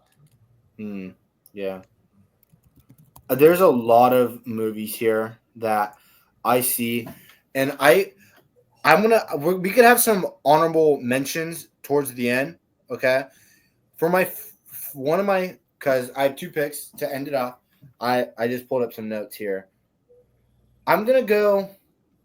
You guys might not have seen it. It came out recently, 2022. Give me Hustle with Adam Sandler. Oh, Yep. It's on That's Netflix. It's a good That's movie. such a good movie. I love the Dude, movie. that's such a banger movie, dude. That one is so good. I didn't take it because I didn't think anybody else would take it, bro. Hustle's an amazing movie. I loved it. Okay, now I've got basketball, I got baseball, I got NASCAR. I don't know if I want to go another basketball movie or if I want to switch it up to a hockey movie. Oh, you're gonna go with Miracle on Ice, aren't you? I'm not. And the Mighty Ducks. No, I'm not going to go there either. You guys Nobody- actually might think I'm crazy. Give me the original Space Jam. That's not hockey. No, I know. I That's switched the it worst up. hockey I movie told I've you. ever I seen. switched I was it gonna up. go with Space Jam, dude. I was gonna go with Space Jam. I was gonna sing the song. I was gonna be like, "Everybody, get up! It's time to slam now." I was gonna go with Space Jam. But not the LeBron James one, the Michael Jordan one. Michael Jordan one, yes, I agree because the LeBron Okay, one was just kind of making bad. sure. I ain't Just gonna making lie. sure. Just making sure you guys. Oh, that's another good topic that we could talk about next podcast. Who is the next face of the Space Jam franchise? That's right. That's right. Bryce James. Yeah. Zach Get the LaVine. hell out of here. Zach LaVine. Zach LaVine, my glorious Pookie. He elevated the game with basketball. Go ahead, Joe. All right, this movie, this is more like an unserious one. And you guys probably don't know this movie, but I'm going to go with Like Mike. Oh, yeah. It's the little like that kid one. who gets Michael Jordan's shoes and he starts playing like Michael Jordan and dominates Oh, the yeah. NBA. That Yeah. one's such a good movie. That one has Kevin Durant in it too, right? Kevin No, Durant's in it. no. This is like old basketball players. Chris Webber was in this one. Jason Mhm. Kidd was in this one. There's a movie with Kevin McGrady. Durant. Oh, It's I'm Thunderstruck. trying to think. Thunderstruck. That one was Thunderstruck, mid. yeah. That one was mid as hell. Okay. Kevin Durant, Yeah. shout out Kevin Durant. He's a good person, but he's a horrible actor. Like he's not like he was so dry in that movie. Yeah, I mean, they Okay. don't get paid all that money to act. Yeah. Well, LeBron does when he throws himself on the Yeah. ground. But Oscar, you got one last pick to wrap us up. do we want? Is this the final round for sure? Yeah, and then we can do honorable mentions. We could just throw movies out there. Okay, then I suppose I fumbled with the last one. I can't lie because there's two really good ones. I'm gonna have to go with the Karate Kid. Oh, Does that count? Yeah. Wait, whoa. Which No, one? count Which it. I have one? another. Which one? The Which first one? one, the original, not Jaden Smith. Okay. Karate Okay, Kid Part okay. 2 was pretty good.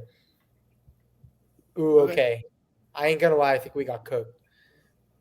No, he definitely has a good lineup. That's the only thing that scares me. Okay, you guys want to throw out some like honorable mentions? Everyone just throw out movies and we see. Instead of one? McFarlane USA, I wish I said Talladega Nights. Ooh, that's a good one. Honorable mention Okay. that I'm surprised nobody picked was Rudy. I was looking at it. I Also, thought about it. I was thinking another good one that was on there, Invincible. Oh Invincible's a good yes, one. yes, with the bartender that became a football player. Yeah, Very from Philadelphia good movie. Eagles. Oh, the Kurt Warner movie, American Underdog. I love that movie. I watched Yeah. it and I thought it was so fire. I was What gonna is say it? dodgeball. Oh my god, why did I? I was gonna say Dodgeball 2 for my honorable mentions. Cool Yeah. Running. That was gonna be my Cool honorable Running. mention, too. Oh, Cool Runnings 2, the Jamaican bobsledding team. Oh, that Yep. was so good. That's a Oh, banger yeah. movie. Why did I That's a think good of that movie. one? I'm having Also, so- Race about Jackie Robinson.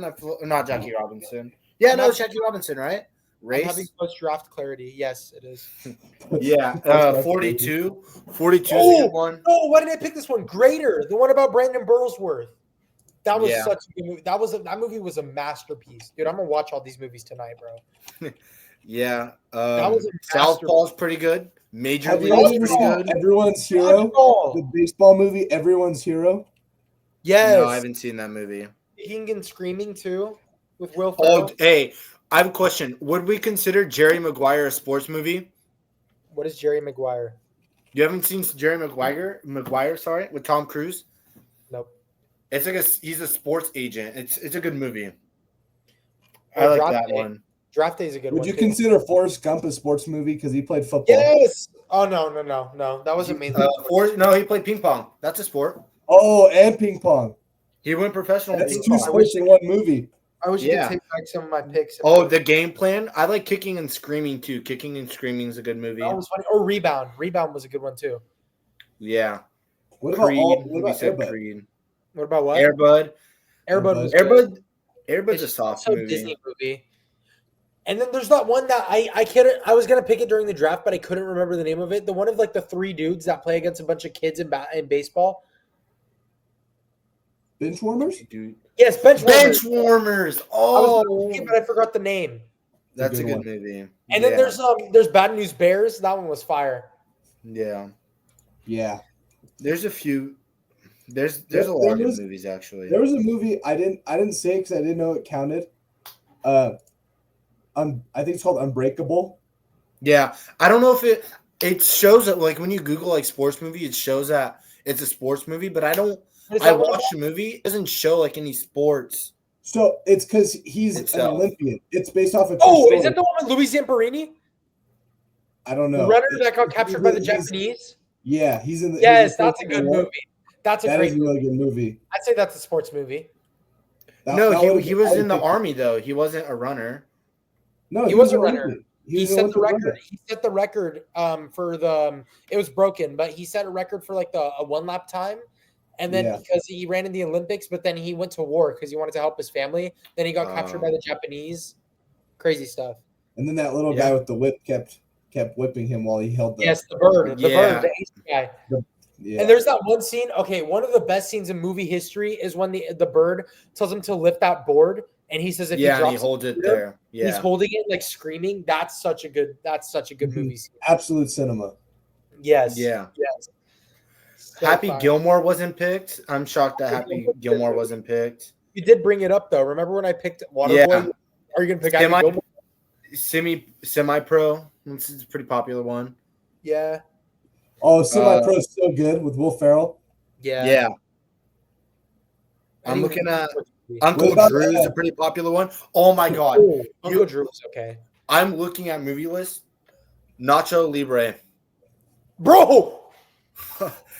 Yeah. I'm having post-draft clarity. Nacho Libre. I forgot Nacho Libre. Such a good one. Yeah. That's crazy to me. Bro. Oh my! Looking at this list is like making me mad that it's that one Kevin James movie, basketball movie. Bring on the Boom. I don't know. I don't know. I was gonna also ask if Giannis's like movie about him becoming a NBA. Yeah, if that was a good movie. I watched Curry movie, the underrated Steph Curry movie. That one's good.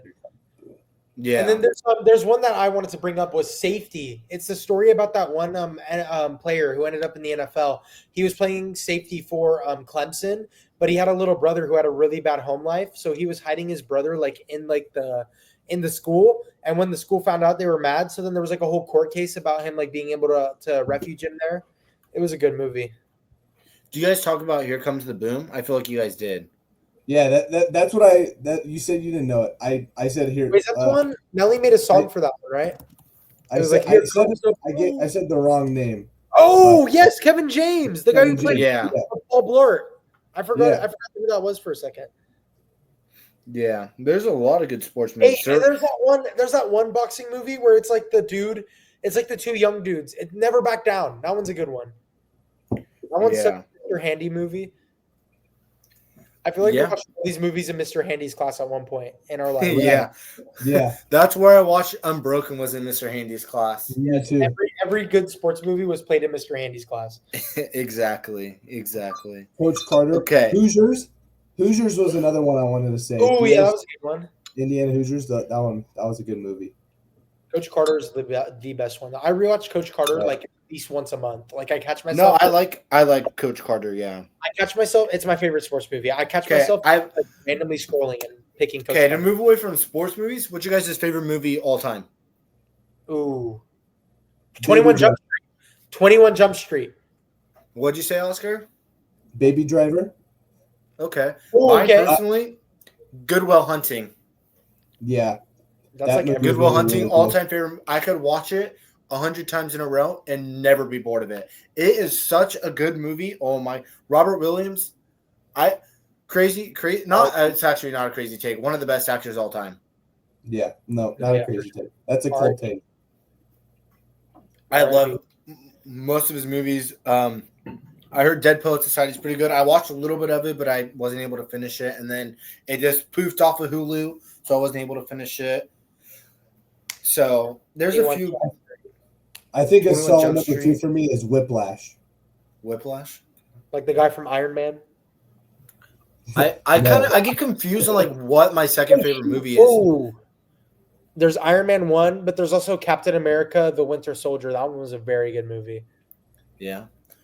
Do you guys like Grown Ups? I like Grown Ups. Grown Ups is Was so good. Both of them were good. One was better than 2, though. Yeah, I like Grown Ups. Grown Ups is a pretty good movie. Dumb and Dumber is a pretty good movie. I like Dumb and Dumber. Oh yes, yes.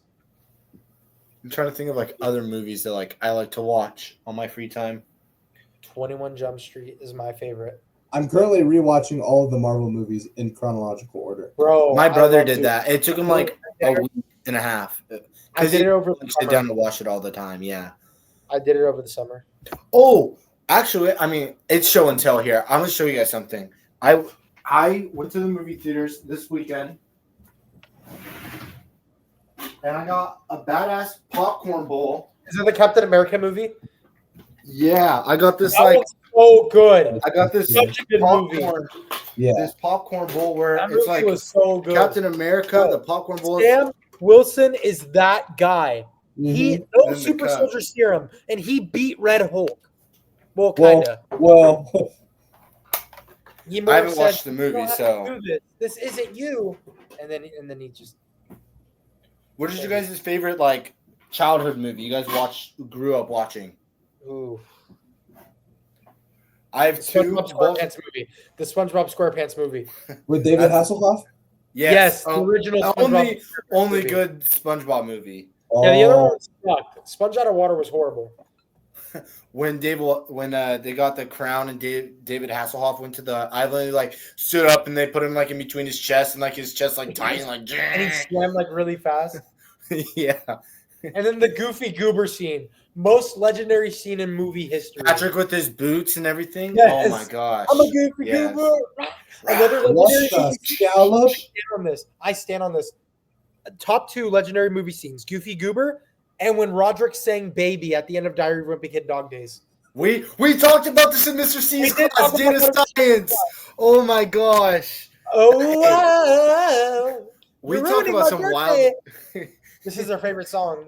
I We know talked you about love some me. wild stuff in Mr. C's class. We did, and we're not going to talk about him on the pod. No, of course not. But that is one conversation I am willing to talk about was the movie thing. I liked Brother Bear growing up, and The Lion King. Ooh, Lion King is fire. The Lion King's good. I watched Mufasa. Did you guys watch Mufasa? I didn't. Was it good? I did not know. Oh, it's so good. But the one was like, I always wanted a brother. Yes. Yeah. Yes. I would recommend to watch it on Disney Plus when it comes out, but I wouldn't go to theaters to watch it. I watched it twice, once with my mom and then once with my girlfriend. It was good. It was good. It was good both times, honestly. I feel like it's a movie that I would watch twice, but I wouldn't go and like willingly watch it again, I guess. Yeah. There's like movies that like you would like, oh yeah, I wouldn't mind watching it again, but like after a while it's like, okay, we need to stop. Yeah. Mufasa was good. I feel like the storyline is if you keep up with Mufasa, it's pretty good. Now I have a question talking about movies. What do you guys think about Shrek 5, the teaser? What do you guys think about it? No. They need to go back to the original art style. Why did they massacre my boy? That made me mad. It is. I also crazy. hate the idea They're milking it. doom scrolling on the mirror. Yes. They're milking Yeah. it too far. They need to stop.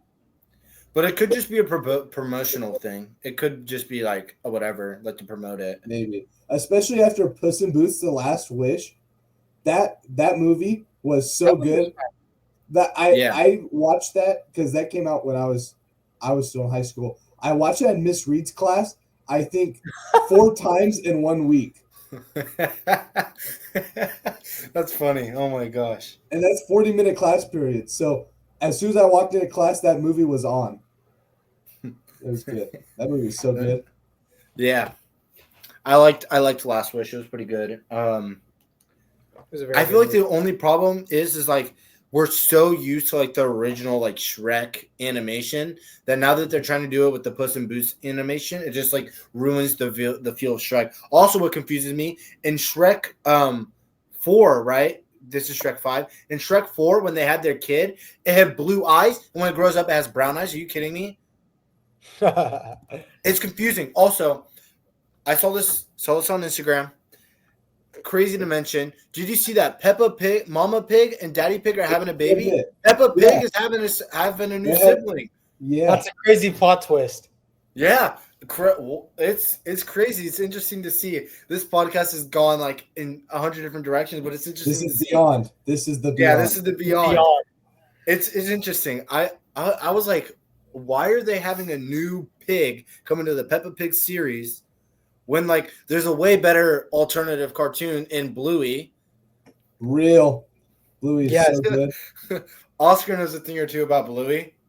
I've seen a lot of Bluey. Bluey's good. I like Bluey. I like Bluey. And then they moved, and then Bluey moved houses, and that was a huge thing. Yeah, I think that was the end of last season. Was they moved? They're making Bluey Legos now, like Bluey Lego sets. Yeah, I saw that. I have a question. Do you guys like Star Wars? Both of you guys? Yes. Okay, what is your favorite Star Wars movie? There's only one right answer. Episode 3. Yes, Episode 3, the best one. I want to watch it when it comes out in theater for the 20th anniversary. Was that with Obi-Wan and Anakin? Yes. Yeah, when Anakin goes bad. Yeah, that was a good one. Yeah, when he turns to the Sith to save his wife. What about? I don't blame him. The men, the women, and children too. Return of the Jedi. He slaughtered them all in Empire like animals. And I killed them like animals. Could you imagine being the guy that has to clean that up? For real? No, I couldn't. I really couldn't. Who do you think? Do you think a droid cleaned it up? Oh yeah, probably. That makes sense. I feel like a droid. That's a droid job. Who's your guys' favorite Star Wars characters? Mace Windu. Anakin Skywalker. Coach Carter. I like all time Anakin Skywalker. I will die saying that Anakin Skywalker is the most misunderstood character in cinematic history. Okay, fair enough. Okay. Oh, Chewbacca. Yeah, I'm a Chewbacca guy. Chewbacca. I'm a Chewbacca guy. I hate Jar Jar Binks. Is anyone with me on that? Okay, Jar Jar Binks is the reason why Anakin turned bad, because if Jar Jar Binks never became the person to assign Senator Palpatine to become the Emperor or whatever, it would have never been like that. And then Order 66 would have never happened. All these Jedis would have never been killed. Jar Jar Binks is the Sith. Darth Jar Jar Binks. It's all his fault. Real. Exactly. It's a dude? Yeah. Jar Jar is a dude. Jar Jar Binks is a dude? Yeah. Mm-hmm. Huh? I didn't know that. Misa and Big Dudu this time. Yeah. I feel like people sleep on like Princess Leia. Princess Leia is a pretty good character. Han Solo slept on her. Han Solo slept on her. Okay, calm down though, bro. I like Padme's pretty good. I like Padme as a character. Although I didn't like how they kind of like used her as like the reason why Anakin turned bad. I feel like there was a lot more to it. The whole anger with his mom dying and all that. I feel like there's a lot more behind it. Very interesting. If you haven't watched Star Wars, I don't know what you're doing with your life. Sorry. That's a dig with Star Wars. Will change your life. Harry Potter. I like Harry Potter too. Harry Potter is really good. I do not mess with Harry Potter. I don't like Harry Potter as much, but I like it. I like Harry Potter. Okay. I feel like movie-wise, I would rather watch Star Wars than Harry Potter, but I feel like Harry Potter, it has a good storyline. Like, I feel like it all clicks and all makes sense. Like, Star Wars, the way it was made, it was kind of made, like, wonky. It was made, obviously, 4, 5, 6, and then 1, 2, 3, and then past that, all the other spin-off movies. When Disney took over, Star Wars kind of fell off. Right. That's I feel like they really messed up with the Finn trilogy because Finn and they would have went with Finn instead of Rey. I feel like it would have went way better. Obviously, the story with Finn being a stormtrooper, turning into a Jedi, Yes. and then all that. But no, they had to give it to Rey, Rey. bro. She's irrelevant. The cringiest line when they ended the movie of The Last Jedi, I think it was "I'm a Skywalker." No, you're not. You're a Palpatine. No, you're not. You're a Palpatine. Yeah. Spoiler alert. Spoiler alert. Yeah, by the way. it's been years. It pisses me off. It's like, why did they have to add that? She's not a Skywalker. She's a Palpatine. She was Right. her great grandpa, or I think it's just her grandpa, is Senator Palpatine or Emperor Palpatine in this case. But it's like it's crazy to me. I was blown away. I was like, okay, there's no way. And I thought, oh, they would make a new movie. Someone finds a lightsaber or something. Nope, we've been left in the dark. We've seen absolutely nothing. Although they have made some spinoffs and stuff, so I mean, I can't be mad. Obi-Wan was pretty solid, stuff like that. Yeah. Okay. Does anyone else have anything else to add before we wrap it up? We're currently sitting at a minute or an hour and 35 minutes. I don't think so. Okay, Joe, you're known for your quote of the days.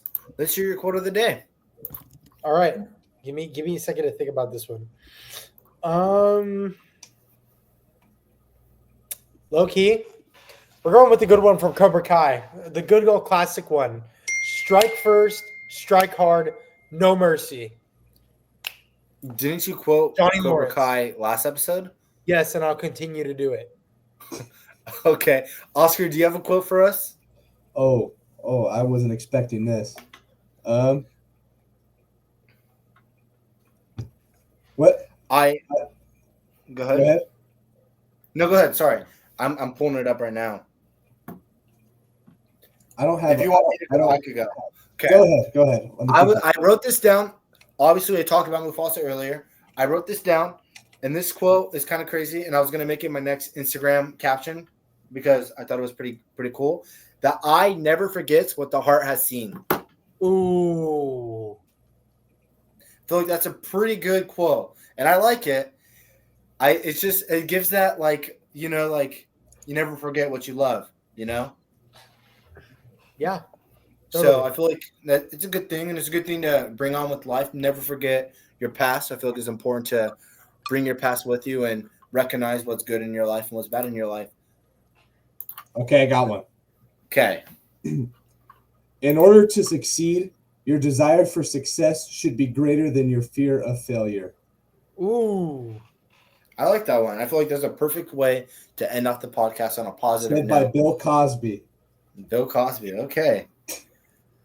Joe, very good episode. I'm very satisfied. Oscar, I enjoyed having you on the pod. You definitely brought a lot to the movie talk and definitely chimed in on the sports talk. Kept me and Joe in line. We were arguing there for a little bit. I thought you were looking at us like we lost our minds or something. You saved us. Yeah, it was entertaining to say the least. Yeah. Now you went from a fan to a part of an episode, and you're definitely invited back. I enjoyed having you follow me on. Instagram now. Yeah, And I already followed him. I saw even that. announced it. Dude, I was did talking to my again. friends. I was so excited. Yeah, our goal is to try following the people that have been a part of this journey. And as soon as we scheduled something with you, I instantly followed you because you're a part of the journey now. You're part of the Beyond family, I guess.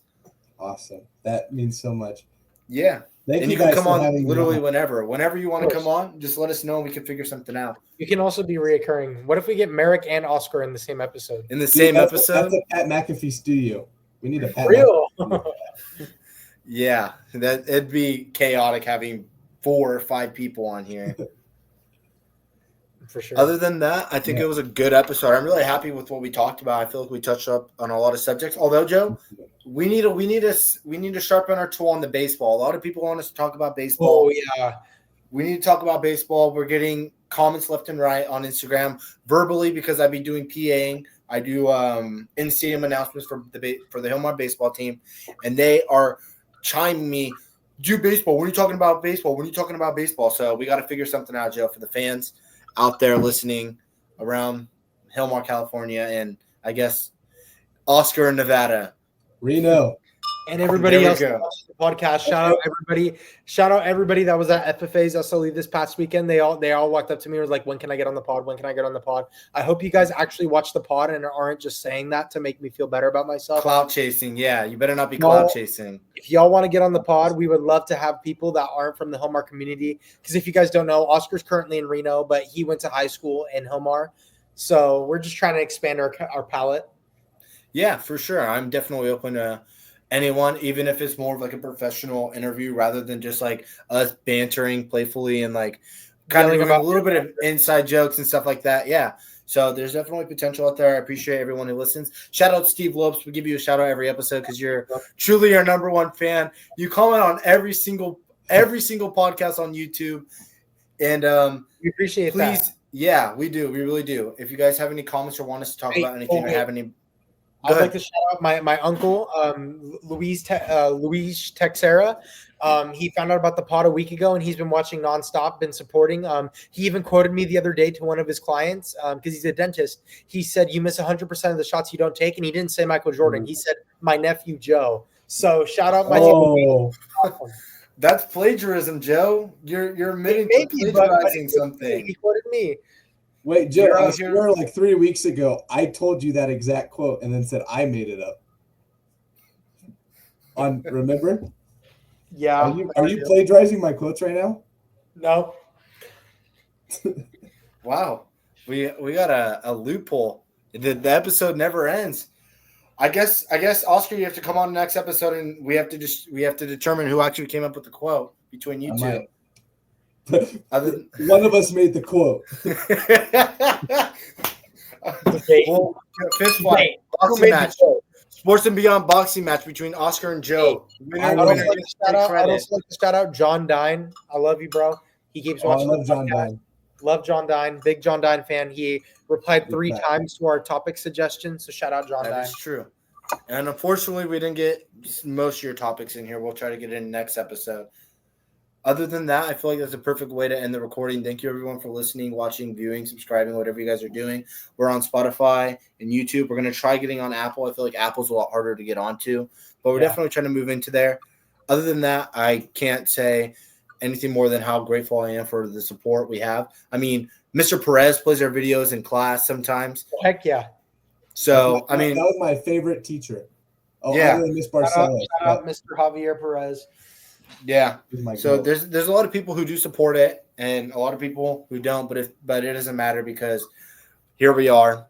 And hey, we have quite a few following on Instagram and across all platforms. So that's something positive to see. Everyone seems to be reacting pretty well. Let's wrap it up here. Thank you, Oscar, for coming on. Joe, I know it's been a busy day. We got plenty more episodes to record. Thank you, everyone, again. See you guys. Peace. Bye.